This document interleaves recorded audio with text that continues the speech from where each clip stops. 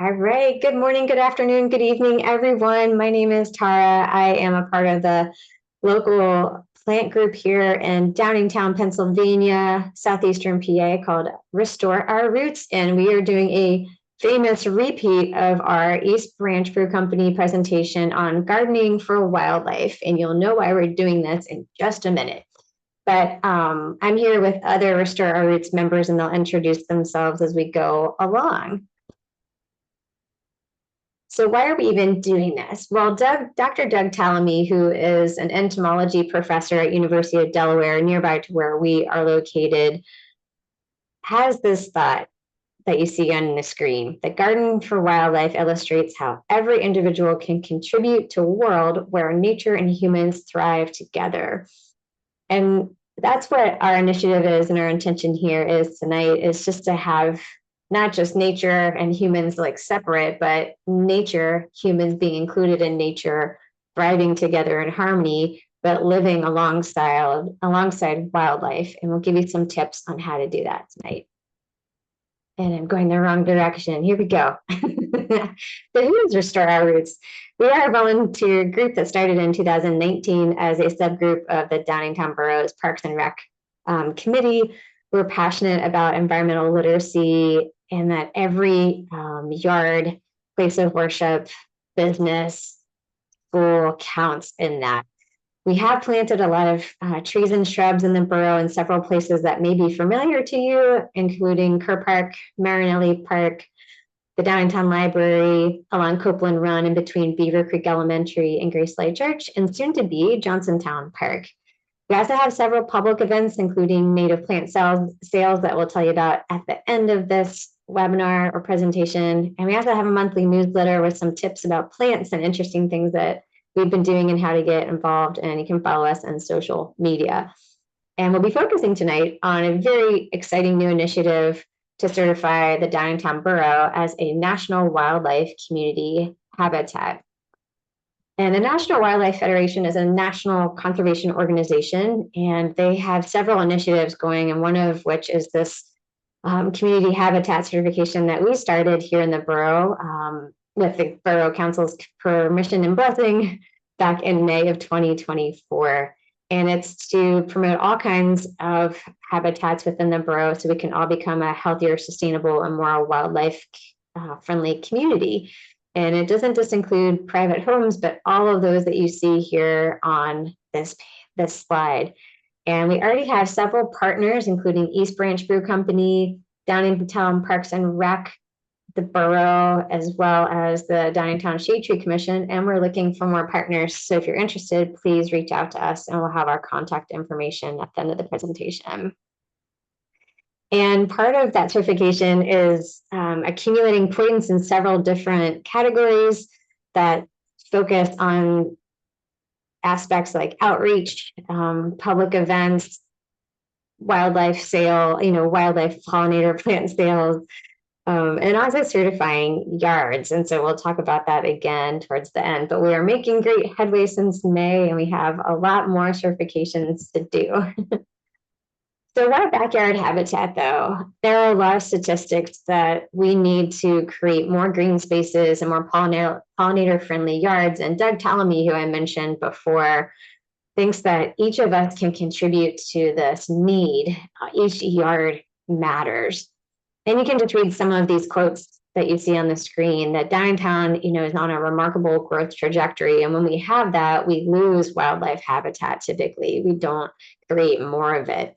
That our canopy covering is roughly 28% of the borough for tree canopy, and we could use more because it's getting hotter, and these trees also provide so much habitat and so much support for the watershed as well as stormwater infiltration. We don't currently have any critical habitats that are home to many wildlife species, but we do have a lot of wildlife species. We just created our 2024 comprehensive plan, which is 300 plus pages that I encourage you to check out. And we are built out. There's so much going on in Downingtown, but again, we need to open up the green spaces, allow water to infiltrate, as Katie's going to talk about, to get stormwater runoff into a different place than into your yard necessarily and into the ground. So we'll talk about the floodplain and its importance in the watershed here in a second. So a lot of reasons why we need native habitats and pollinator habitats is that we're talking about native plants here to support native wildlife, and they coexist together. They kind of evolve together in harmony, and there's a reason for that. Native habitats promote a lot of health and wellness benefits. They support our food cultivation and our food chain. We need these types of habitats, and we need all types of pollinators. They beautify our spaces too. And I think that's what a huge benefit is that most people are attracted to. Improvement of water quality is also a big benefit, reducing flooding, managing our stormwater, and enhancing resilience. We mean that in a lot of ways in which we can actually survive in a healthy and less stressful way if we promote more native habitats. And so here are some examples of all the parks that we've worked in and a lot of the spaces that you probably find familiar and that you connect to, and that these could also become backyard habitats. So that's what we're trying to do little by little, is bringing back these habitats in these public spaces in Downingtown. And I know Zach isn't here to talk about this, but does anyone want to step in for this slide or two? Amy or Carrie or anybody? Yeah, sure. I can take a stab at it. Great, great. So we have a couple of maps of aerial shots of Downingtown Borough. The first one is from 1937, and then we have a side-by-side comparison with 2023. And if you look at 1937, you'll see that Downingtown Borough was primarily farmland. So there wasn't much habitat to speak of at all in the borough. And then you look at 2023, and in this image, we've greened up some of the parkland space in the borough. So we do have green spaces, which is fantastic. But you can also see a lot of impervious surface, which creates stormwater issues within the borough and really limits our ability to create habitat. So this is just a really nice overview visual that can help us understand why it's so important for each of us to go back to our own homes and our own backyards and try and create habitat there and link all of those spaces together.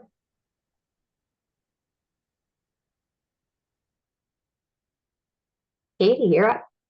Yeah, hi everybody. I'm Katie with Restore Our Roots. So I'll talk a little bit about floodplains and impervious surface, just as Amy touched on. So floodplains are meant to flood, and they're the overflow mechanisms for a river channel. And the relatively flat lowlands that border a river, usually dry, but definitely subject to flooding. So a river system consists of two parts. The first is the main channel of the river itself, which you see in dark blue, and that's the floodway. And then floodways can be prevented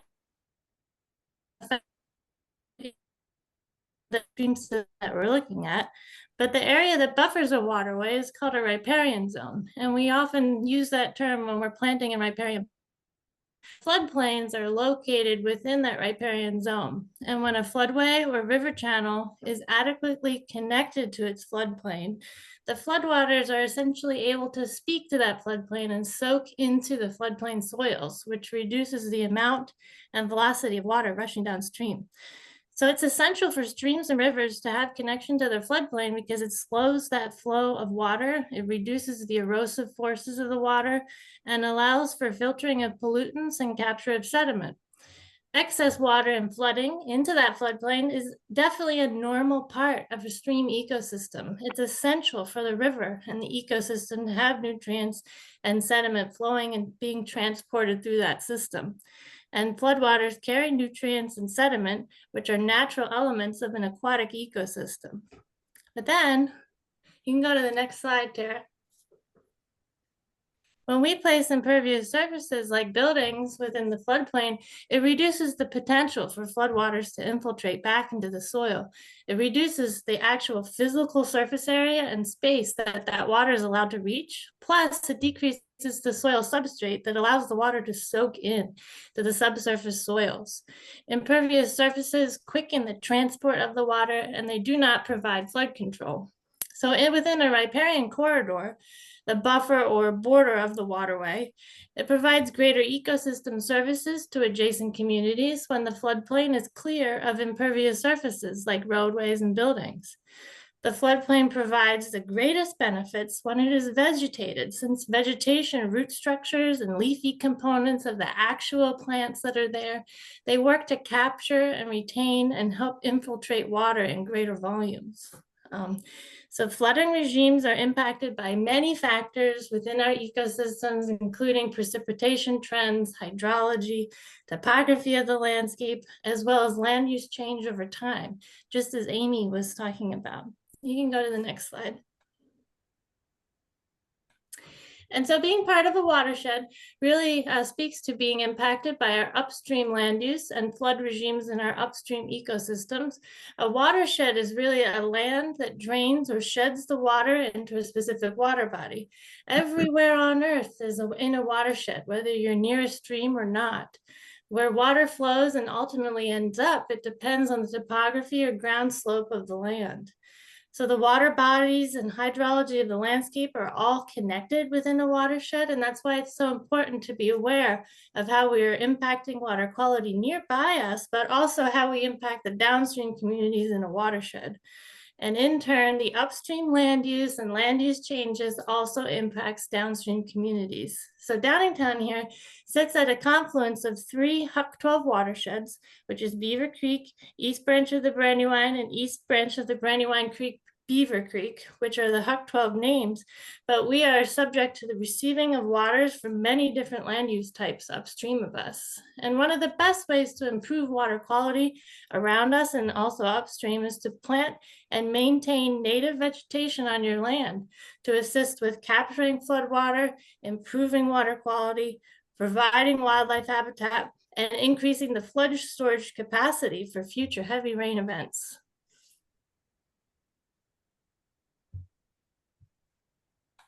Thank you, Katie. So we just put this in here as a little haha. So sometimes I feel useless, but then I remember I breathe out carbon dioxide for plants and I'm actually okay in the watershed. Okay. So Amy, is this you or Carrie? I forget.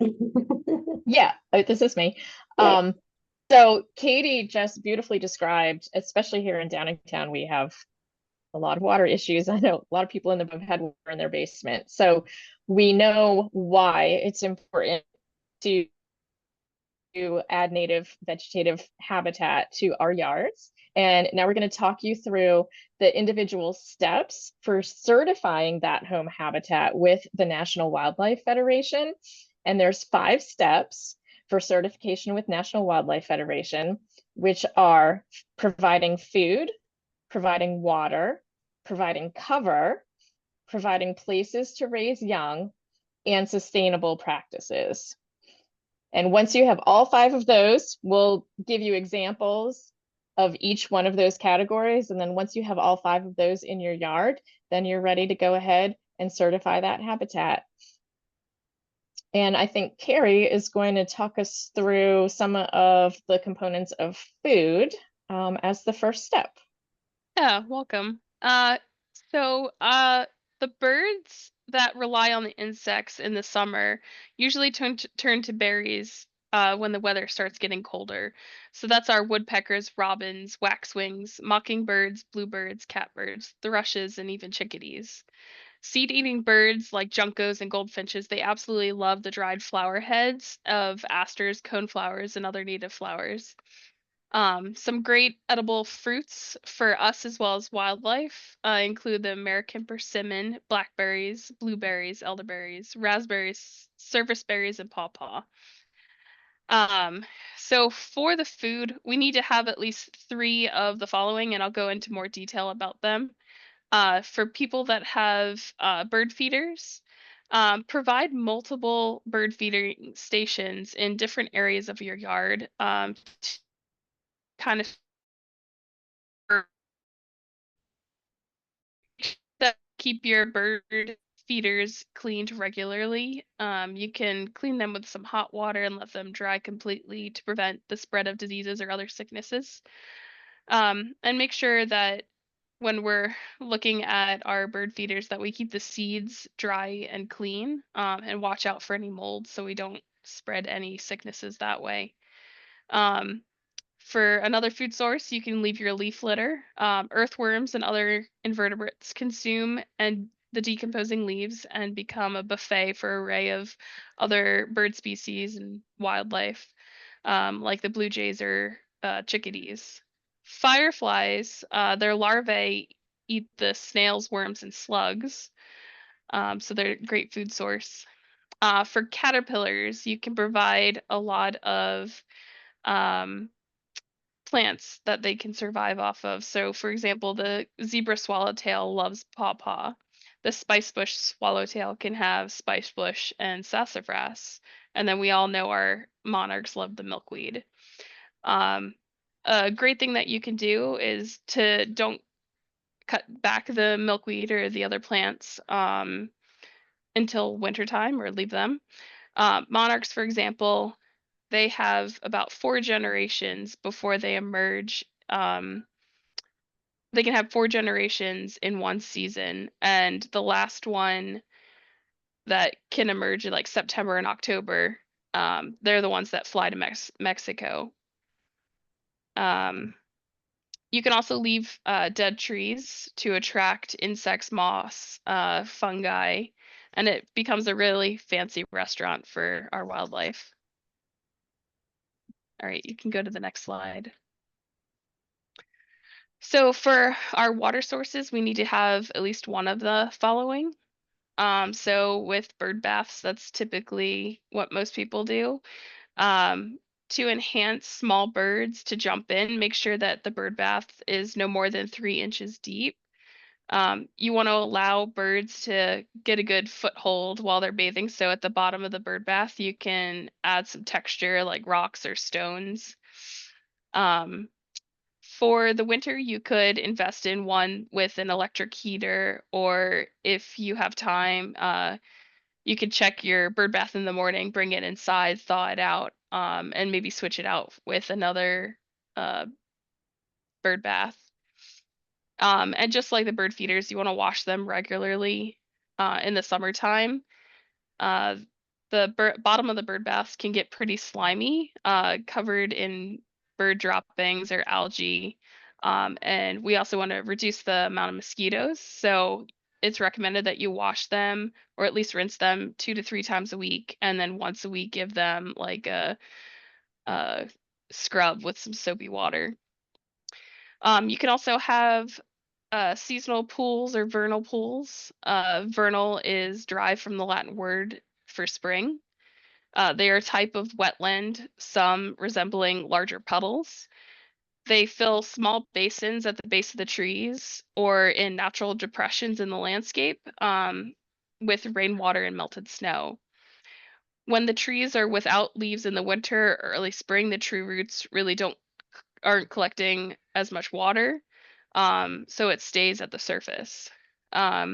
These vernal pools are really important for frogs, salamanders, and other amphibians because it provides really good habitat for them to lay their eggs where they're not going to get eaten by fish.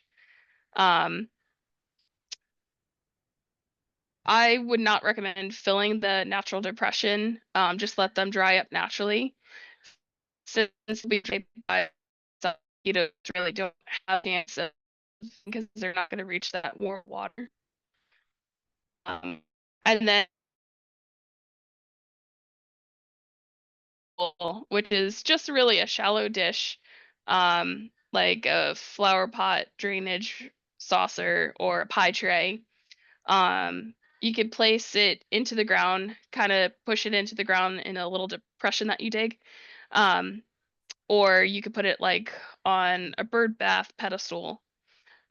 Typically, you fill the dish with a mix of landscape sand, organic compost, and garden soil. Then add water to create wet mud and keep it moist. Add a few flat rocks to provide some perching spots so they can kind of stay out of that. Swallowtails are known to use the puddler too. You can go ahead to the next slide. So for cover, we need to have at least 2 places that can provide some cover for our wildlife. Um, so that could be dead trees like snags, logs, brush piles. Snags are basically a dead tree that is left standing upright to decompose naturally. With your snags, you can make sure that you don't have them too high or too close to your house. You can cut them a tree in half and leave the bottom half staying. Um, with logs, it's usually a snag, part of a snag when it falls to the ground. You can pile them up and create a log pile that creates nice cover for the wildlife to crawl into. And then a brush pile, old logs, branches, stack them up, um, adding a good spot for them to hide. So we're moving box to different boxes based on their purpose and structure. Offer birds a place to find cover from the elements. Roosting boxes are often larger than nesting boxes. They have a thicker walls and less holes, so we don't have the wind going through it in the wintertime. Some are designed for with several internal perches, so a lot more birds can perch inside of them and rest comfortably. Types of birds that will use roost boxes are like bluebirds, woodpeckers, nuthatches, chickadees, owls, and warblers. It's not uncommon to have multiple birds and bird species roost together. Wrens and nuthatches often can be found roosting together, while chickadees and woodpeckers will probably tend to roost by themselves. Um, and if you do have a roosting box, you want to put them on a south-facing tree or pole about 6 to 15 feet from the ground. That's probably the best spot for them. Go ahead and thank you. So for places to raise young, we also need to provide at least 2 places. So with our uh, dead trees, bats, birds, squirrels, and raccoons make nests in the hollow cavities of the and crevices of the snags. So it's a great place to leave them, leave the snags up.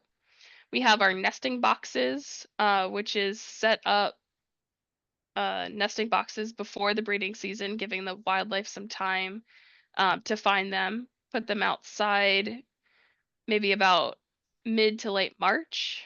You want to choose the right birdhouse for the species that you want to try to attract. Not every bird is going to like the same kind of nesting box. And you want to monitor throughout the season and clean the nesting boxes at the end of the season. There's a lot of information out there that'll tell you how to do that. Usually once in a while once a week you can go up to the nesting box and kind of just tap on it, take a quick peek to see if there's anyone home, if there's any eggs or fledglings, and then just leave them be. You can watch them from a distance. It might take a little while. It might take a season or 2 for somebody to recognize the nesting box and make it a home, but somebody will probably live there eventually.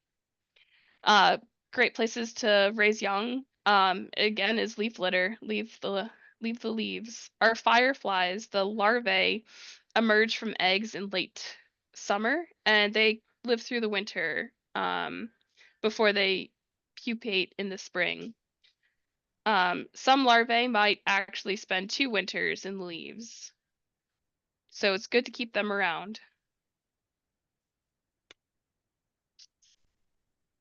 All right. So this is me. Hi, I'm Mark with Restore Our Roots, and I'm going to talk about some sustainability methods and examples of practices and elements. We'll start with soil and water conservation. First up is riparian buffer, and what is it?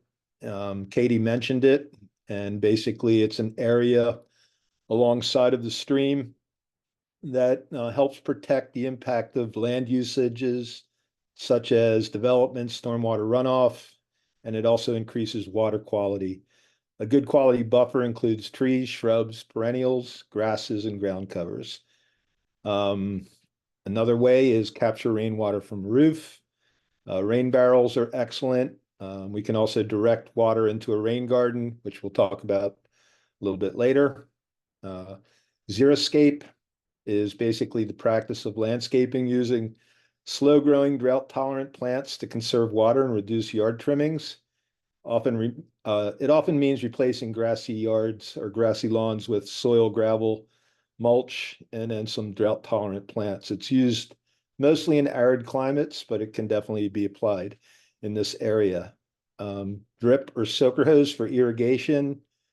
The main reason is so the water goes directly to the soil and the root zones of the plants, as opposed to evaporating unnecessarily. It's specific usually to landscape plantings. There's different grades of hose available in retail stores and then professional that are a little more well-built, and very often they can be controlled by a timer. Limited water use is a big one. Soaker hose would be a good example. A really big one is allow your lawn to go dormant in dry periods, like right now. The turf will basically go dormant and bounce back as soon as the rainfall starts. It's a great way to save water. Use drought-tolerant plant species. Once established, these plants really are amazing survivors in the dry conditions. Reduce erosion. One great way to do that is to reduce lawn areas, which, as Katie mentioned, are predominantly runoff and don't absorb rainwater. Incorporate more naturalized areas into your landscape. Meadows are great for absorption and erosion control. Bioswales are a great way to check water that basically flows into a definitive drainage pattern. Another usage is the use of mulch. There's many different types. Most common is shredded hardwood mulch. Decomposed leaf mulch is excellent mulch. And a little trade secret is sometimes we combine the two. Wood chips are a great alternative. And one of the best mulches is green or living mulch, which is the use of plants to cover the ground. Of course, mostly native species. Rain garden. It's a really great aesthetic. It's a great stormwater management practice. Basically combines some pipe work, some stone, some gravel. Pick the low point of your property or one of the low points where water naturally flows, dig a pit. There's some calculations that you can go online to ascertain. And then we usually dig a pit, form a berm on the other side, add your drainage components, put in a special soft soil, and plant away. Some of the plant usages are available online as well. Leave leaves in garden beds, and we talked about that a little bit already. Provides basically great cover and nesting for beneficial insects, helps prevent erosion and protects plants. So let's go to the next slide. All right, another one that we want to talk about is controlling exotic species. I think the biggest thing there is knowing which ones are exotic. So one of the most common practices is integrated pest management. And what is that? It's an effective and environmentally approach to pest management that requires and relies on common sense practices. It's based on the life cycles of the pests and their interaction with the environment. Remove non-native plants and animals. Plants, again, it starts with your knowledge of non-native plants that are invasive species. There's examples of this everywhere. Avoid trying to use introduced species when planting your landscape, which starts the whole ball rolling. Animals, we don't want to release non-native fish or animals. They also prey on our native wildlife. Non-native fish and animals should not be released into the ecosystems. One classic example are snakes. And then finally, reduce lawn areas, which we already have discussed. It's a great way. And next slide, please.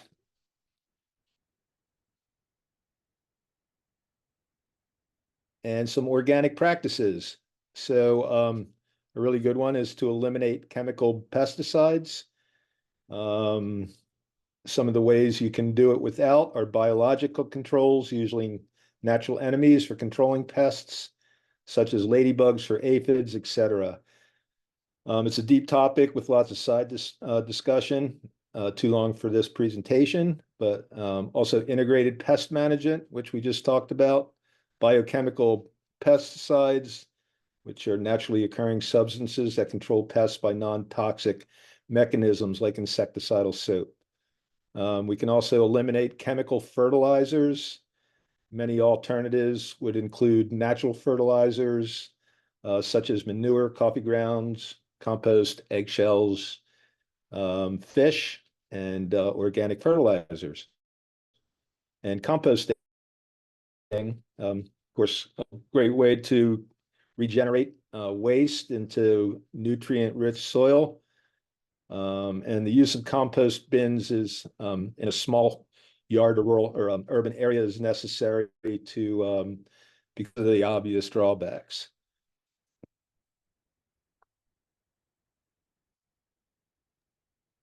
Thanks, Mark. This is great. So much great information coming. And I think Amy now is gonna take it from here. Amy, yeah. Yeah, thanks, Sarah. So yeah, Carrie and Mark just walked us through the 5 steps for certifying your home habitat with National Wildlife Federation. So here's just a little bit of a recap of the 5 categories. And if you have questions on any of these or how you can accomplish these in your yards, just always feel free to reach out to us. We're happy to help. So yeah, if you can go to the next slide, please. Okay, so we've talked a lot about lawns. We're picking on everybody's lawns today. And that is because it's one of the most obvious ways to create space for habitat. So if every homeowner can give up just a little portion of their lawn in order to create habitat, not the whole thing. Nobody's asking for you to give up your entire lawn, but if we can give a part of it back, then we can live in better harmony with nature and realize all of those benefits that habitat can afford to us as well as to wildlife. So there are lots of ways to turn your lawn into habitat. And these photos are from a gentleman in Illinois who shared his process with us. And what he did is he took a spade and he outlined the edge of a new garden bed. And then he took some plain brown cardboard and he layered that on top of the grass. And that was to smother the sod in order to kill it off. And put some soil on top, compost, dirt. You can mulch over it. And if you do it this way, then you can actually plant right away. And you don't have to wait until all of that grass is completely dead underneath first. So you can plant right away. So if you're impatient like I am, that's a nice way to approach it. And then this gentleman put borders around his garden. And if you look at those little bricks in that border there in the bottom picture, he created a toad house. So he left a little cubby hole opening inside the border of his garden, which is a lovely way to create habitat for frogs and toads right at the edge of your garden space. And Tara, if you can go to the next slide. So those pictures on the last slide were from the year 2022 when this project was started. And then 2 years later, this is what Jeff created in his own backyard. And you can see he still has plenty of lawn space there. And it's edged nicely so that it looks very well manicured. And he has this beautiful habitat of native plants. So this is just one way to create space to let our wildlife friends live with us in harmony in our own yards. And next slide again. I think this is Mark again. Yes, it is. What to plant? So that's a long subject, so we'll keep it short. Before you plant, you want to basically assess your conditions and match up the plant to your conditions. Once you match the plants to your conditions, you want to basically put the right plant in the right spot. Don't try to impose your will on the plant. Let the plant tell you where it wants to be. And that takes some research, and the best way is observation. Layer your plants into trees, shrubs, and herbaceous layer, which herbaceous layer basically means ground covers, perennials, grasses, bulbs. And think in terms of structural layers and forbs as well when you lay out your meadows or your naturalized areas. A keystone plant list from NWF is Quercus species, which are oak, Prunus species, which are plum and cherry. Thank you. Salix, which are willow species, Betula, which are birch, Solidago, we're getting into herbaceous now, Solidago, and strawberry, Helianthus, many different types, and Eupatorium jopai weed. I'd like to add a little bit to the list. Understory trees that are great in the Downingtown, southeastern Pennsylvania area would be eastern redbuds, flowering dogwoods, serviceberry, American hornbeam, sassafras is a great one, and a real beautiful bloomer, very fragrant, is fringe tree. It also has great berry set. Canopy trees, native trees in this area that do really well are Quercus. Quercus alba is one of the keystone species that you can plant. Acer rubrum, which is American red maple. In the spring, you'll see a red haze over the rolling hills of Pennsylvania. It's one of our most dominant native trees. Nyssa sylvatica, which is black gum. You'll see that going into beautiful fall color shortly. Bald cypress, which has made its way north in the native range. Great for wet areas, and then also great for stream sides. Sycamore. Moving on to some shrubs, which are really I think they're the kind of the workmen of the plant families. Buttlebrush buckeye, coralberry, lots of viburnum species, and winterberry, bayberry, a very underrated plant with a great berry set, summer sweet, and then buttonbush, which is actually in bloom right now. There's so many in herbaceous, but usually what we try to do is break it down into categories. So great native grasses to use. There's cool season grasses and warm season grasses, so pay attention to that. Northern sea oats is really shining right now. Panicum, which is switchgrass. Carex, there's so many different types of sedges. A great plant for rain gardens and bioswales. Little blue stem, which wonderful winter presents. Rushes, which grow in water and great for drainage areas. And then a great plant called Dechampsia, which is tufted hairgrass, which is a great cool season, dry shade ground cover. There's many ferns to use, Ethereum, Dryopteris, and Christmas ferns.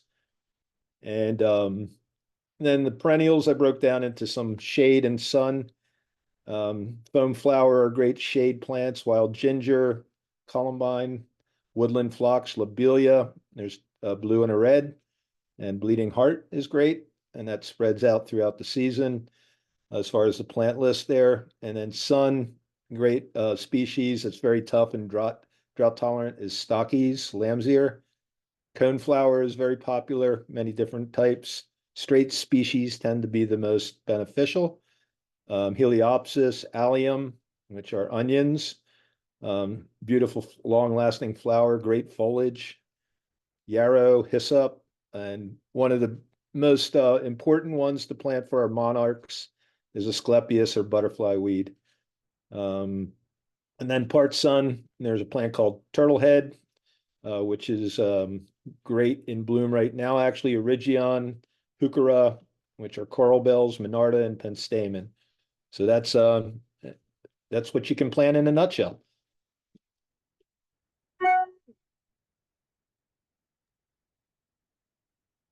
Thanks, Mark. So speaking of, where can you source a lot of these plants? I think Amy's gonna take it from here. So we have some really great resources local to us here in Downingtown. General resources, National Wildlife Federation and Homegrown National Park, Wild Ones, and then any of the extension offices, Penn State Extension, North Carolina Extension, I use a lot for my own research, but any of the extension offices will give you some really credible information for the research you're doing on native plants. Where can we find native plants locally? We have Jenkins Arboretum, Edge of the Woods, Backyard Nature Preserve, which is right down the road in Chester Springs, Second Chance Plants, Harmony Hill in Downingtown, Redbud Nursery, Go Native Tree Farm, and Bowman's Hill are some of the biggest native nurseries in our area. And if you're wondering what is native, if you're at a local nursery that's not specifically a native nursery and you want to figure out if what the plant you're thinking about purchasing is native or not, some great resources are the National Wildlife Federation Plant Finder website. And you can also go to wildflower.org. And those are some great resources for learning what is native in our area.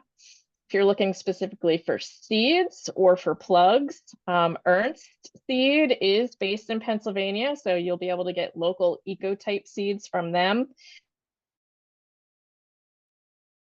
Good resources. And then if you just want to go and visit a really cool garden, right here in Downingtown, we have Bonsville Mill Park. And then Jenkins Arboretum is right down the road. Longwood Gardens has a native meadow, and Mount Cuba Center in Delaware is also a native garden.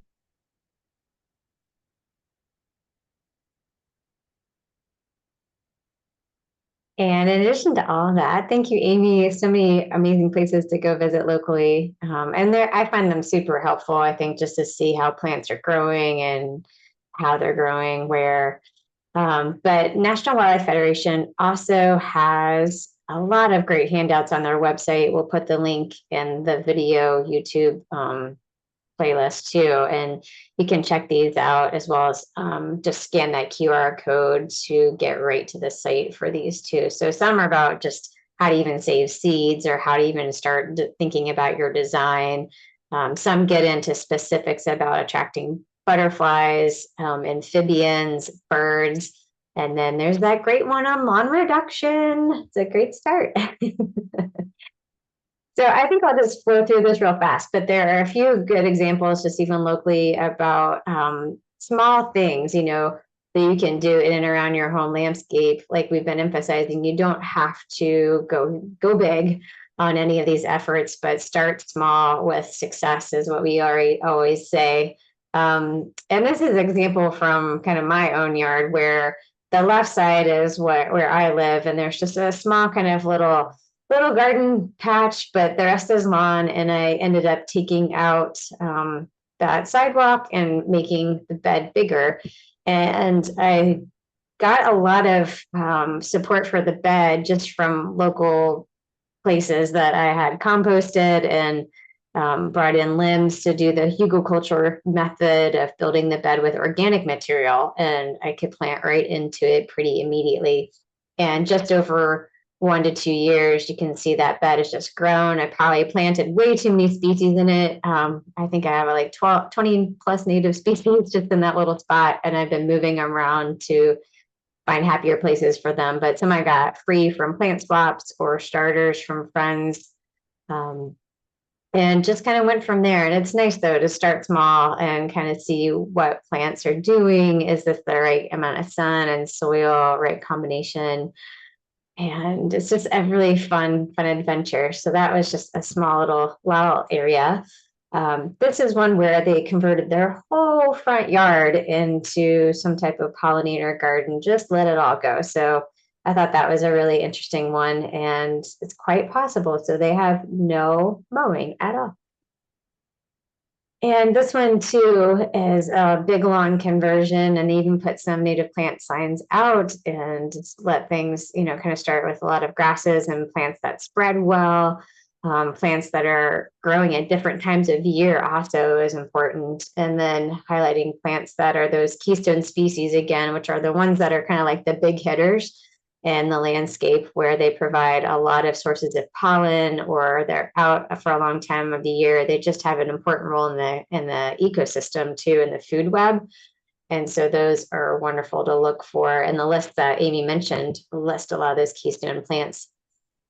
Here's another kind of front yard conversion where you could just, stop mowing and start planting. And they seem to plant a lot of the same types of species, but I think they have a migratory focus too. So they planted species that are good for also birds and just the insects that these birds would need to feed on during their migration. Just a little corner spot here on the left of this home, and look at how many different plants they could pack in that small space and how lovely that looks too. A lot of these plants can be evergreens too, if you want great winter interests, or just a variety of different heights. Everything okay? And then the one on the right, they decided to convert this little area to right off of their sidewalk. And so all these spaces are eligible for creating habitat and can have a big impact. So I think Amy's going to take it from here on this little piece. So yeah, I mean, we've run down the why and the how, and where you can get your plants. And once you're ready, the next step, which will help restore our roots in our goals, is to jump onto National Wildlife Federation website and certify your home habitat. And like we said at the beginning of the presentation, every home or business or school or place of worship in Downingtown in the 19335 zip code, every place that certifies will help us achieve our goal of becoming a community habitat. So please reach out to us for support if you have questions, and let's create habitat in Downingtown.